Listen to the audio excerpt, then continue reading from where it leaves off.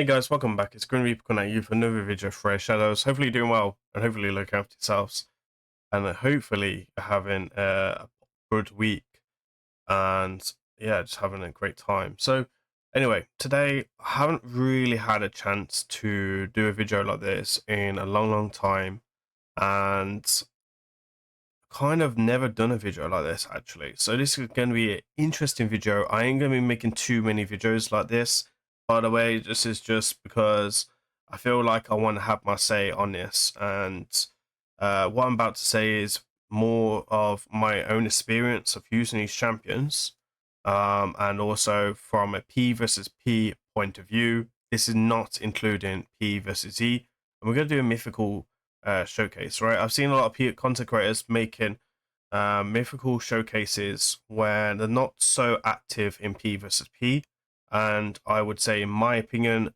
not so accurate as So as you can see in live arena, I am in the top 1000.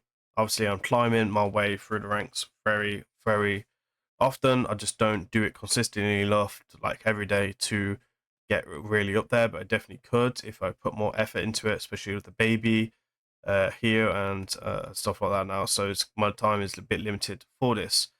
But as a point of view, someone that's really consistent in P versus P, plan and push, gold 4 arena, obviously live arena and siege, where we won 4 out of 4. I've definitely helped and put my own fair share shift in of helping SP to have back-to-back 4 sieges and hopefully make 5 as well. In one of, I think it was not last siege, but the siege before, there was like a lizard man room. I went onto Edwin Peak's account, built up the team, and cleared it. If we didn't clear that, we probably would have lost it. So it was nice to have that a little bit of spin. So I have got like quite a lot of knowledge. Obviously, there's other content creators in P versus P as well that might be able to do their own tier list and have different point of view from me. I do own some of these champions, and I've played with a lot of these champions, and I've done showcases a lot of the champions. You can definitely check out my channel. I will link a lot of them above here as well, so you guys can go check that out. So this is a tier list coming in from a point of view from a P versus P. A tier list is always subjectable to personal opinions and experiences. So if you don't agree with anything that I was about to say, please let me know down in the comments. I'm really curious to hear why. But also put a statement with it. Why do you think they're stronger? And I'm going to try and put some statements on why I've placed them like this. So we're going to start at 20 and work our way up to 21. To 1. There's only 20 mythicals in the game right now. So this is before the Mesmal and Hive Lord buff, etc. Before me testing them. So this is a tier list before they have their buff in the next couple of weeks. So we're going to start with number 20. He's just recently been added to the game. I actually haven't done a champion showcase with him. So this is why he's going to start at number 20. He's definitely not a P versus P champion from my looks of his skills with Hydra burns. Doesn't do anything like a Gizm would with breaking stone skin very quickly and doing an absolute cannon. So this is why he will be the lowest. Sheep is very powerful in his meta right now, even with pinpoint and with feral sets being added to the game. If I get any of these names wrong, by the way, I really do apologize. I'm not doing this on purpose. I'm just dyslexic, so it makes me really bad with these names. So for me, he definitely starts off at number 20. He's definitely got awful rankings overall, and probably one of the worst, definitely the worst mythical in the game. Even for Hydra, he's got a 3, and Hydra is where his best bet is. Now, a lot of these lower tier mythicals are actually really good in Hydra, but again, this is P versus P and not P versus E, right? So after that, this is someone I actually have tested. I've probably tested like enough every mythical in this game, and at some point in the strongest metas. Number 19 is going to be another recently added mythical, is Camas. Now he's very good in Hydra. He's potentially top 10 for Hydra, if I'm being honest. Has a very good Hydra kit and hits fairly well. I actually really like him, but I like his second form more. We did a champion showcase with him on Edwin Peak's account where we did a billion key on, I think it was Brutal, and he came in with a lot of damage with these abilities. I like how we can place it through Poison Cloud as well, which is very useful. Would be a little bit better if it had a HE burn, so it brings the heads back in. But again, is a very good champion overall. So From a P versus P point of view, I don't think he's that strong, if I'm honest, because he needs to land his buffs to do his damage, and he's very susceptible to sheep. Number 18 then is gonna be this guy. I actually do own his champion. He's very good in Hydra, but he's not good enough in Hydra. The last champion would actually probably sit higher in Hydra than him at the moment, but he's going to get a rework and he's getting a buff. That's confirmed already. So hopefully we'll see his damage really increase here, like ignore 50%, ignore defense. So hopefully he does incredible amount of good damage, and hopefully see him go through the rankings. I just want to see him usable as a damage dealer for my account. Now, his second form is very good for Hydra as well. The problem is it's just not consistent enough, and he doesn't do enough damage even within Hydra. And then for P vs P, he's completely useless. Okay, so for next would be a number 16. Sorry, number 17 would be Toshnisha the Bloody. Now for Hydra, it is worth pointing. It's probably like the highest DPS champion in the game other than Teox and all these G's teams. So for Hydra, he's probably definitely top 3, maybe in top 5 for Hydra. But for Live Arena and for P vs P content, he's actually not like crazy good, if I'm being honest. And I definitely don't see him in the meta a lot. So for me, he doesn't make the top meta, right? He's got A on A1, which is fairly fine. I faced him like twice. I never really had any problems against him. So for me, he definitely doesn't make it, if I'm being honest. And that's why he's so low down. Everyone else in this list does have some type of viability in P versus P content. So that's why he's so low down. Be careful. This is player versus player content we're talking about overall. Number 16. I've just recently made a champion showcase on this champion recently. Now, let me try and remember his faction, if I can. I think he's this one. Yeah, Gaius, the Bloodcrest, right? This guy here is not that good, in all fairness. I was a bit disappointed. His multipliers on a second form. Again, he's good in Hydra. He's got a lot of utility in Hydra. And some bits and bobs going on in Hydra for sure. He's not an awful champion. None of these mythicals are awful. If like a free to play or low spender got these, you probably would get him OC or P versus E stuff, definitely for sure. I didn't have the chance to test him in Hydra, but for me, that's definitely usable. I think Shinny still uses him up in the top 500 for Live Arena, so there's definitely some purpose on certain accounts. But on the average account up in Live Arena, he doesn't make Live Arena teams. He wouldn't even probably make mine at a push. I'd probably use him just because he's defense and his force affinity. And I don't have in Harmony. If I have in Harmony or Marius, are probably going to use both of them over him any day of the week because they bring a lot more utility as well. Marius is a legendary at the end of the day, so he shouldn't be picked over a mythical, even if he is a void. So for me, he's definitely up there as well. Number 15, I faced quite a few times in Live Arena as well, and I think this one's a bit subjective. He could potentially be questionably lower, but I think the line for me just has a bit more utility up in the arena. And I think, to be honest, he was like kind of really meta a lot until the speed teams kind of become way more meta. And I think as well, Sheep does really hold him back. Like he has removes all buffs, small enemies, can put up block buffs. Again, he's really good in Hydra, he's really good in Siege, so he's definitely up there. People use him in Siege all the time. Or attack all enemies here, and he'll bring a Enfeeble, which is super nice against other champions. But again, you do have Marius, who is a better champion than him. He's also both defense bases. He doesn't exactly hit like crazy hard as well. He has a nice kit, but needs a slight rework, a slight buff for P vs P. And everyone at these champions, all these mythicals we mentioned right now, are getting a buff or actually need a buff in general. So, and that's just the way that the game happens. So the next one will be number 14. This champion is actually not bad already. He's going to get a buff, so potentially it becomes higher in the future. I'm not too sure out of like the 3 buffs that are coming on. I don't know how frown is going to work because he hits fairly hard already. and the only changes they're making to him is his damage multipliers. I still don't know if it's enough for gold 4 uses, but I definitely see him being used in other areas of live arena, especially like lower levels overall. But if this was like an AoE and there was a 2-hitter, I think he would definitely be top 10. But right now he doesn't, and a lot of the DPS HP base like Narcissus and Taurus are like the two well-known HP nukers have like a double hitter, right? So for me, he still doesn't do enough. He can definitely do way more overall, but definitely needs a big rework. So number 13, which again I think is a bit questionable on who is definitely going to be up there, is bloodmoore. She was very meta when all the mythicals come out. To be honest, I think she does hit really hard.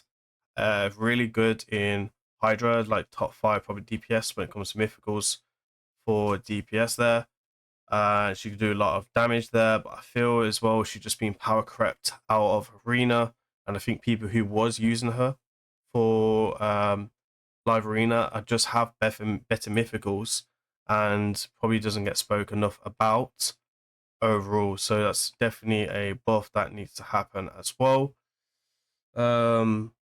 She just needs a bit more. And anyway, so for me, number 12 is getting a buff as well.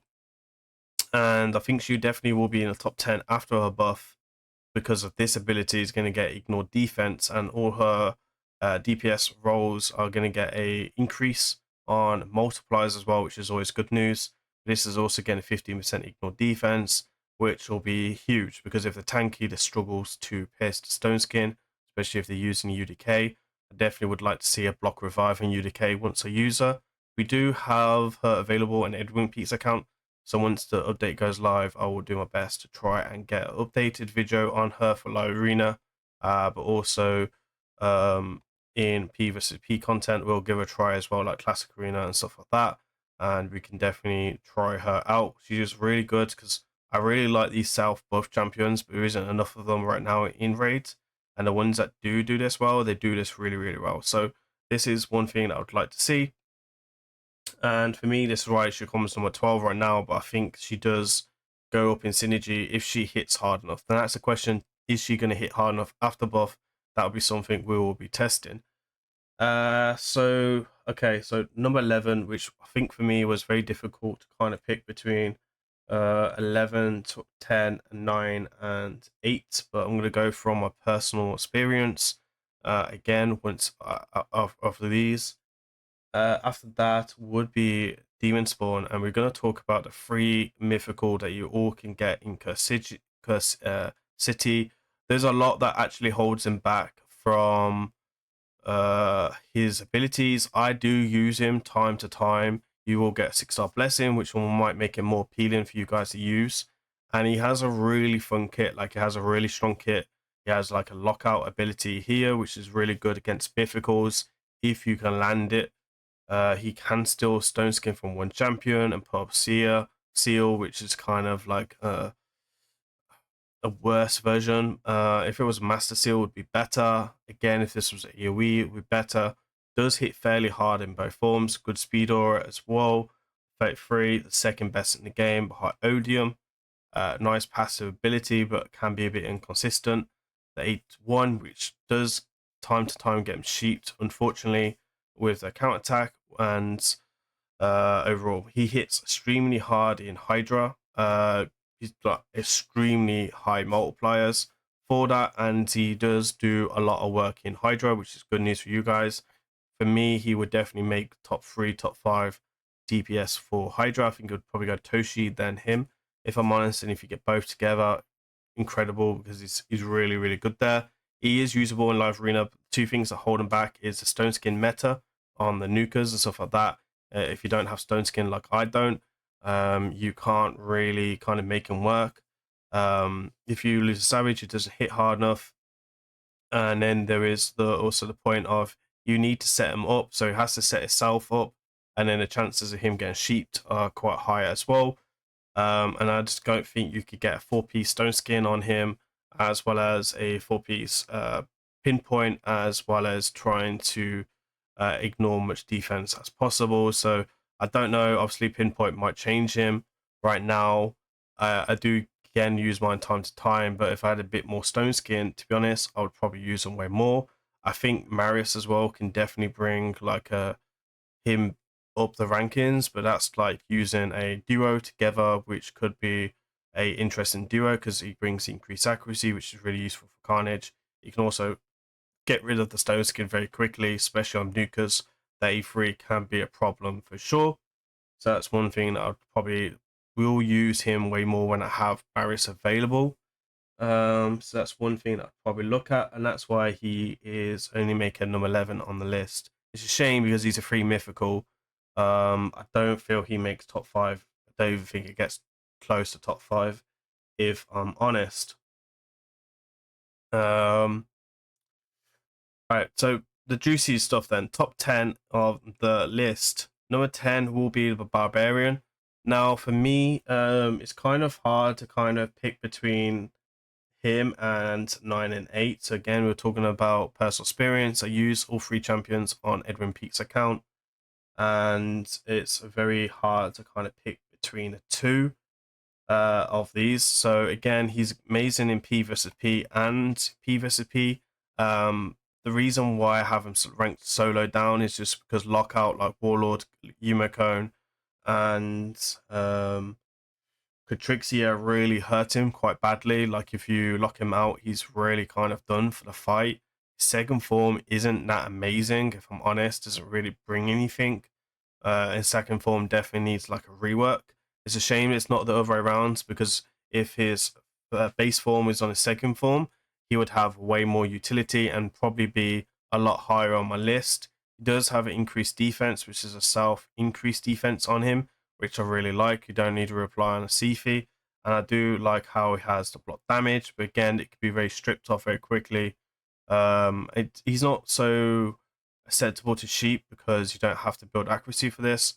Obviously, if they have 50% less HP, then it's unresistible anyway, which can be kind of cool. This hits extremely hard, and this hits extremely hard. It's got some really crazy multipliers, and it probably is definitely top 5 for, again, DPS in Hydra.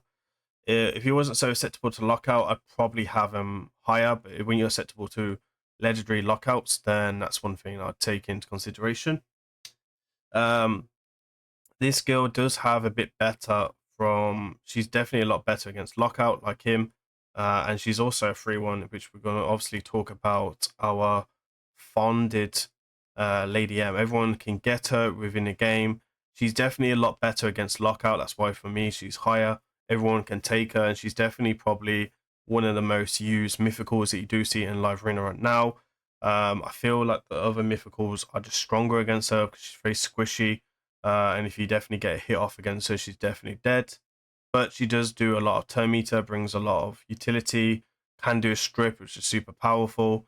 She's really good in Hydra as well. She's definitely top 5 for supports when it comes to Hydra. So, in my personal opinion, probably the best ally attack in this game as well. It's really hard to kind of choose the difference between her, Cardiel, and Oak as well, which are all probably arguably differently stronger than each other in certain ways. But for me, because she brings more utility, she is definitely the best ally attack in the game so far.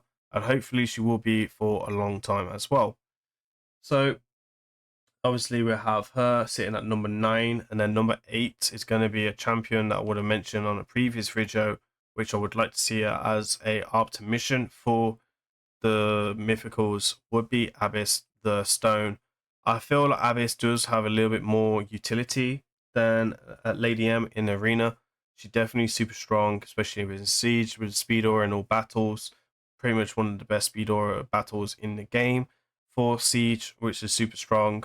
Again, I do use her quite regularly on a day-to-day basis on Edwin Peak's account. She has increased accuracy and attack up. Increased accuracy allows other mythicals to kind of do their utility, like Carnage, for example, which can really do with accuracy.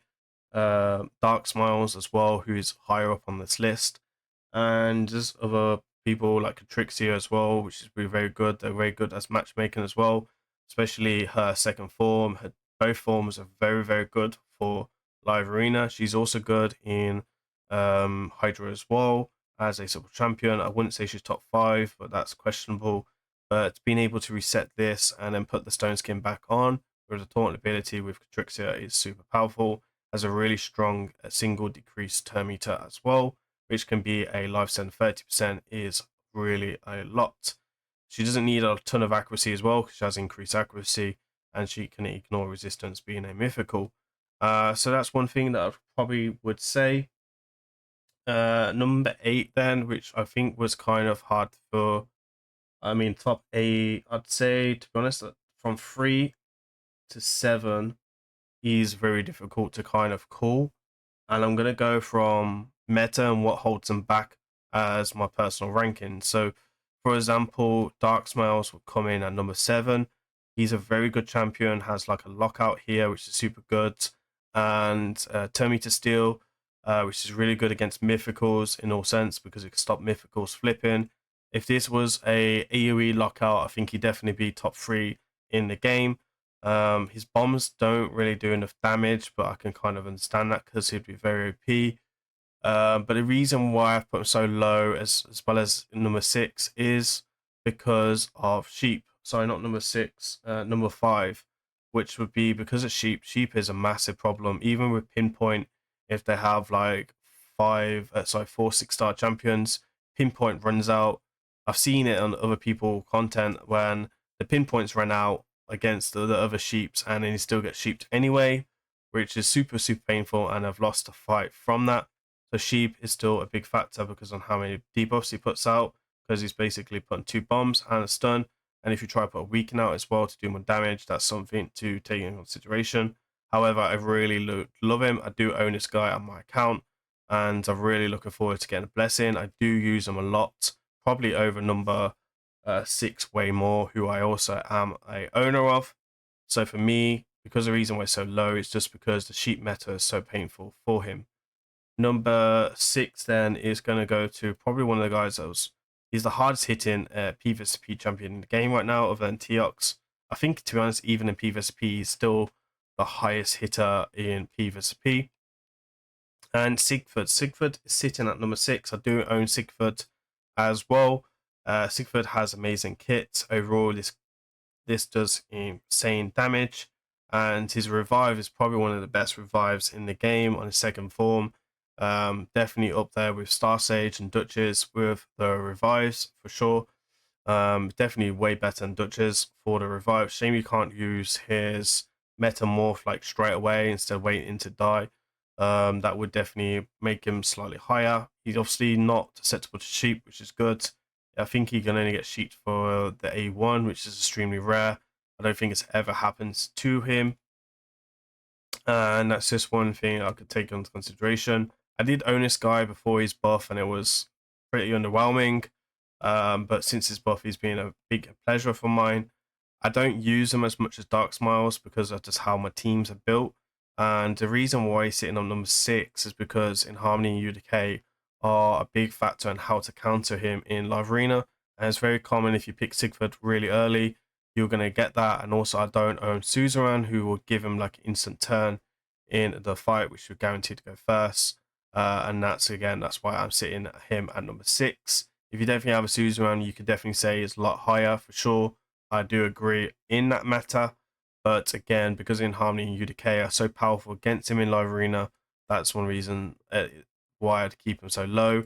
And also, UDK is very common to see in Platinum push as well, especially in the lower levels, which can be another problem as well.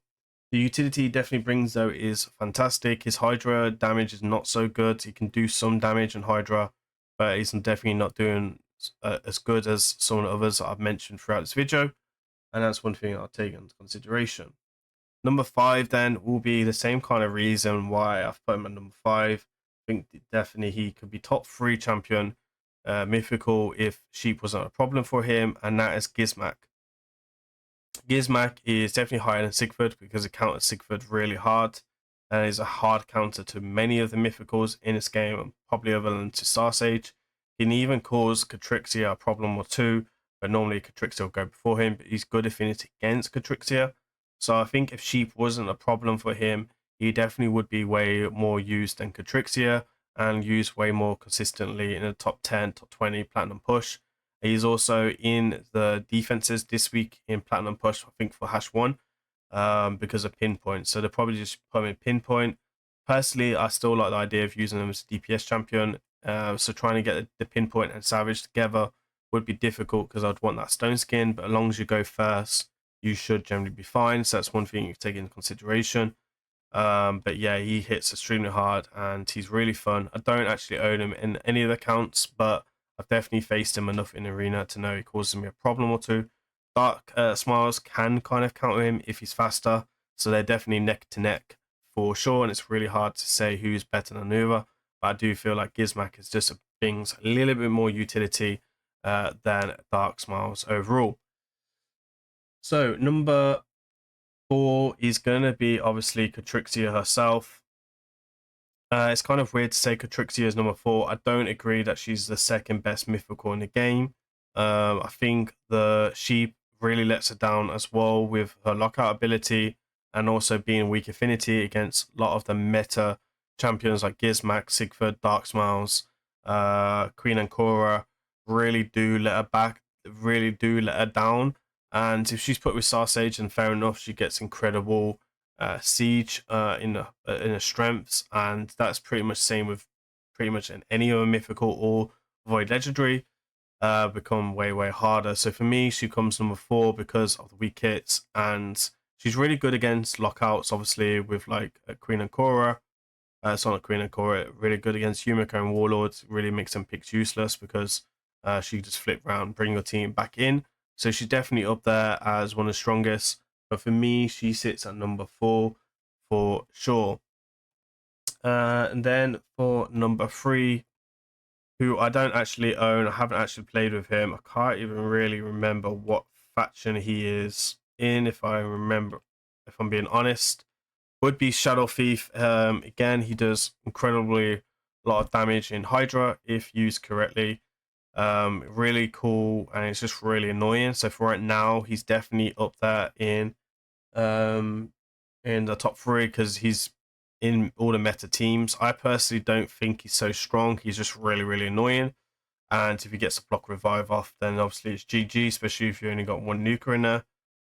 So that's why he sits at number 3. He does have a lot of damage as well in his kit, which is something that's really difficult to kind of counter. So for me, he does sit number 3.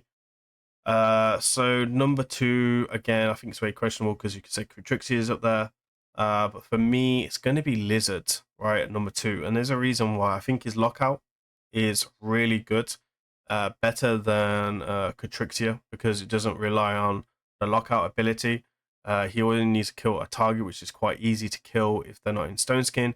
He can also is really consistent against Stone Skin. You can build him as a DPS champion, or you can build him as a like a turn meter boost, like Arbiter, or a Arbiter, or like Abyss, etc. for this ability, and for his second ability brings block buffs and block debuffs. Has its speed in all battles, like Abyss for 25 in all battles as well, which is super strong. You could 100% crit him, critical rate even on a 10 meter boost one. I think it's Dark who uses, not Dark. I think Kersling uses him on the hash 1 player's account, like 450 speed or something. So it's definitely an option for me. Like if I pull this guy on my account, I have Dark Smiles, potentially Hive Lord, and Sigford, all Spirit Nukers. But what I'm missing is support champions. So if I actually pull this dude, I potentially just make him like a similar to an Abyss and more of a support build than a nuker. Yes, I lose out on the lockout, etc. But again, if I just build him with 100% critical rate, I could potentially do something there. Especially against new squishy nukers as well. So increase attack as well, increase accuracy. Is very strong indeed. So you definitely could build him out there. Ignore resistance as well. And so for me, he's number 2. But I mean, I've saved this guy for last because I think it was no brainer to call Star Sage the best mythical in P versus P right now. He's like a Duchess but all it's like a Duchess and a Armad mixed together. He's immune to lockout as well. I think he would definitely be a lot weaker if his second form was on his first form, and that would bring him down. But like, there is a massive difference between him and Lizard, who is sitting at number 2. I think there is a big difference there, and I think Armads, even if you take Armads and they have him, then they could definitely be like, okay, I'll let Armads in, because if I got Star Stage, then I'm not really worried about Armads as much. Armads can still be an issue, but this guy is very easily being able to resist all Armads' abilities, plus weak hit. This guy has turn meter boost as well on E1, which is insane, and he has it drops your turn meter on his A1 and his first form. And he can strip stone skin. Really hard to sheep him as well, because he's like really difficult to sheep, even if you have like tons of sheep on your team. So that's one thing that I would think that this guy is definitely, he's probably the only mythical that I get really worried about when they pick him, especially if they get the Armad's pick. And if they get the Armad's pick and they get him and Katrix here, then and the Lizard Man, oh, that's super toxic. It's like nearly impossible to beat, except from being faster than them or being extremely lucky with sheep. So for me, he is definitely the most scariest champion for sure, and I think a lot of people would agree with me about him as well. I think that's about it for today's video. Hopefully you guys agree with me. If you don't, let me know in the comments on this. It'd be a really interesting subject to kind of see from other people's point of view. I don't think I'm going to do a P versus Z version, because I don't use a lot of these champions in P versus P on a daily aspect of this, so I don't feel like my information would be so correct as it is on P versus P. So that's one thing I probably would look out from that point of view. Anyway, hopefully you like this. Please remember to like, comment, subscribe. Thank you for watching to the end. I'll see you on the next one. Grimreaper. Peace.